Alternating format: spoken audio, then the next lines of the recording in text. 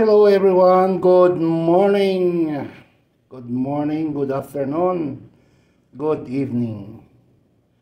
For today's vlog guys, I am going to cook another Manis version of cooking about milk fish with different vegetables that I am going to mix it with coconut milk.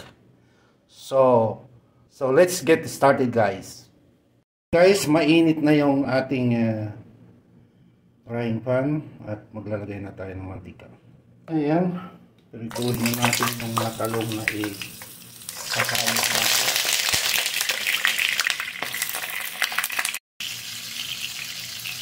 natin.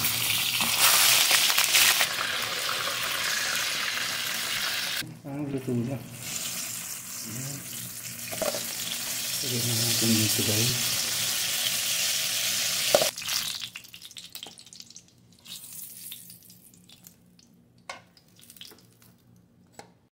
Pipirituhin ko na yung bangus.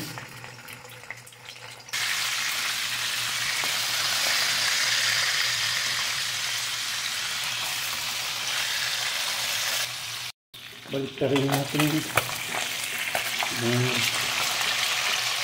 guys.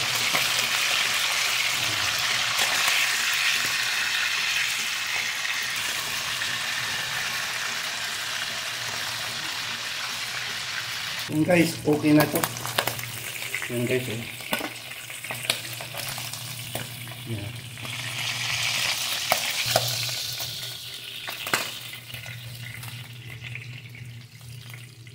Guys, naihanda ko na pala yung mga gagamitin natin. Itong siling haba at saka labuyo. Ayan, mayroon akong ano dito, bell pepper. Mayroon din akong sibuyas, red onion, panced garlic, mayroon akong kamatis, luya, ginger, and slice, chili, sitaw at saka tangkay ng pitsay, chicharon from Karkar, chicharon baboy, ito na yung piniritong isda, at saka yung talong, pinirito ko na rin, sa yung pitsay, ayan. At mayroon din akong bagoong, ayun. Ayan guys, so let's get ready to rumble. Ayan guys, mainit na yung ating kasirula at gagamit tayo ng Knorr olive cooking oil. 1, 2, 3, tatlong kusara. Unahin ko ang ginger, luya,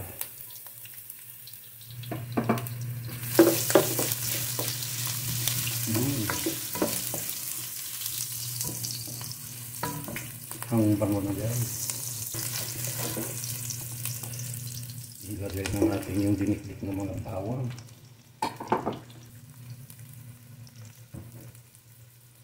Para mas masarap ang sipa. Ayan, yun. Sili.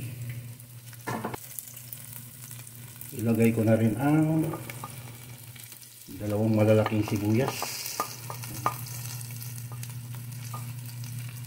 Very generous pagdating sa mga spicy. Lagyan natin mag-slow guys. Manis version. Bagos. Ginataan. Takpan natin guys.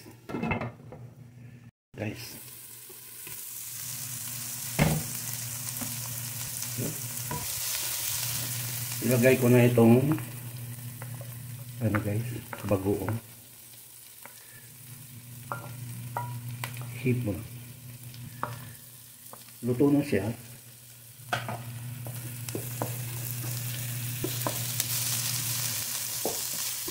Vario piece ang bago.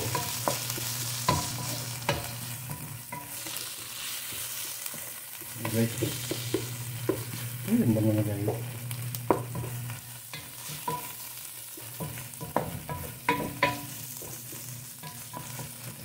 Ito yung version namin. Akin nang gisahin ang chicharon karkar ng Cebu.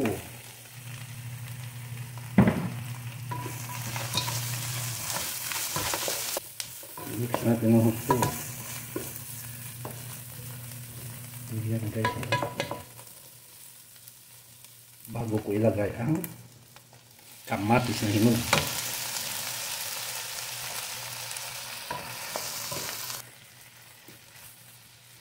Pahinatan natin kunting apoy. At ayan. Kailangan natin yung kamatis ay talagang madurog. Ayan. Okay, guys.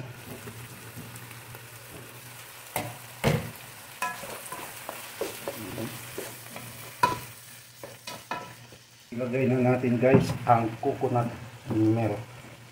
Ayan, guys. Ito yung gata dito.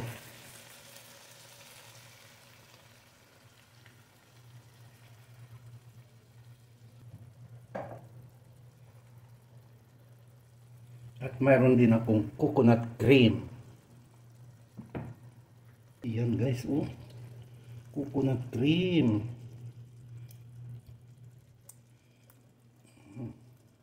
Mas mahal itong coconut cream kaysa milk.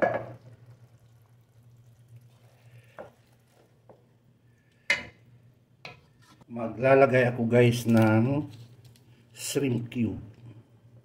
Ito. Ng apoy para hindi makusta. Okay. Mikos. Takpan muna natin guys. Natin. Ayan, kumukulo na.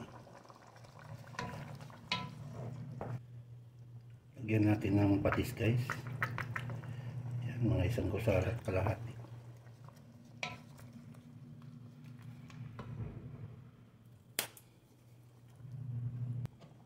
Bang na.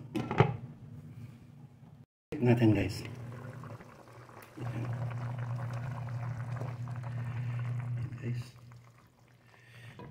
Ilalagay ko na itong mga sitaw at saka stock ng pitsay.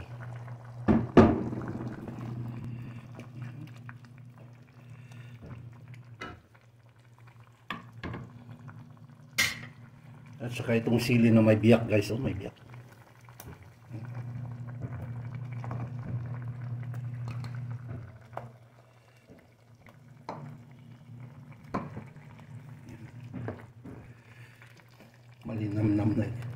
Malinamnam na guys.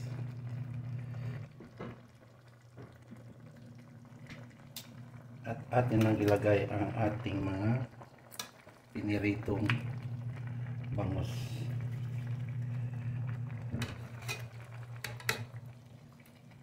Ayan guys.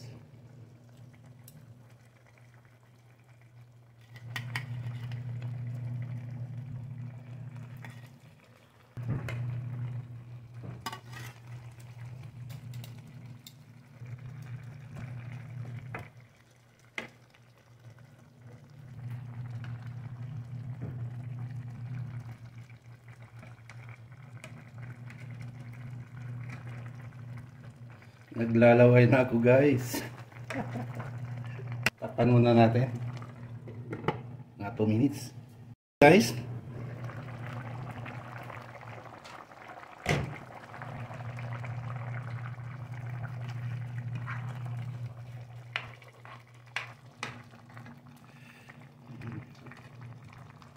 Lapit ng game over to kasi yung bangus. Na-prito. Lagyan natin ng kunting suka guys. Ayan.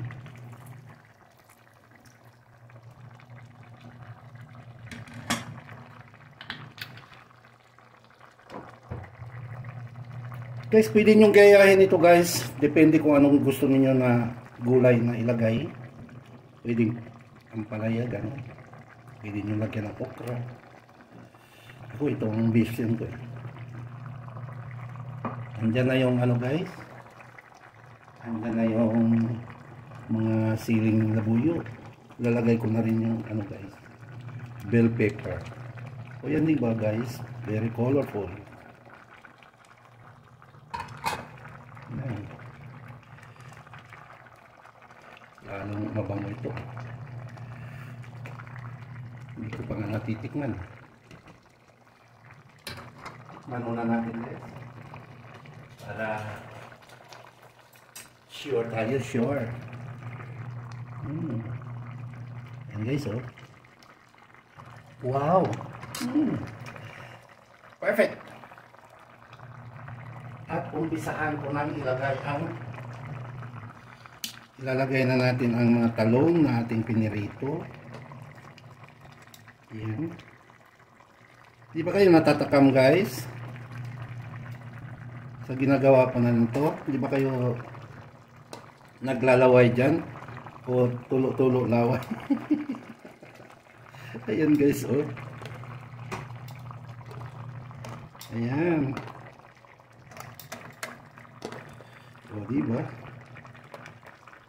Mura lang to guys. Hindi naman masyadong ano, buga abot kaya lang to. Ayan. O, diba guys?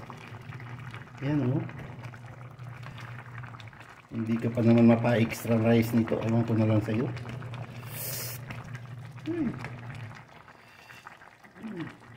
Mayroon pang ano ng karkar. Guys, ang final na ilahok ko ay ito na. Ang pitsay. Maraming pitsay guys para healthy.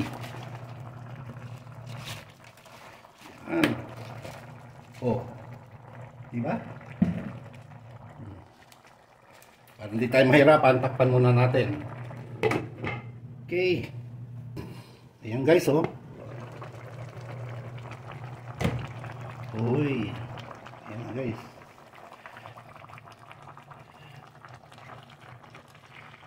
Game over na. Game over na guys. Agoy. Off natin. Residual heat na lang ang magtuloy ng luto niya. Hintay tayo sa tikiman. Ayan guys, nakahanda na ang ating final product ng ating Manis version cooking ginataan na bangus overload. Bakit overload? Mayroon chicharon, mayroong piniritong talong, may pitsay, mayroong sitaw, may bell pepper, at saka mayroong bagoong. Yan guys, oh. Yan, tikman muna natin ulit ang sabaw. Wow! Sus! Ang pitsay. Yan guys, oh. Pitsay.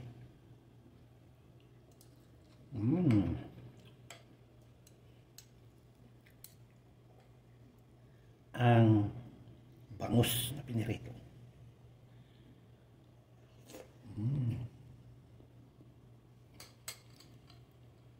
May bell pepper. Oh, sarap. Chicharon. Sitaw. Nagutom na ako guys. Sitaw.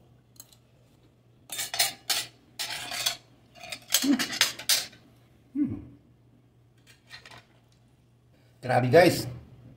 Super sarap. Sa lahat ng mga niluto, ito ang pinakamasarap. Nasa superlative degree talaga. Superlative degree. Bakit superlative? Kasi winner na, panalo pa. So salamat guys sa inyong panonood sa aking mga version sa pagluluto. Wala lang, kahiligan ko lang magluto-luto talaga. So thank you so much, and until next time, God bless us always. Bye for now. Thank you.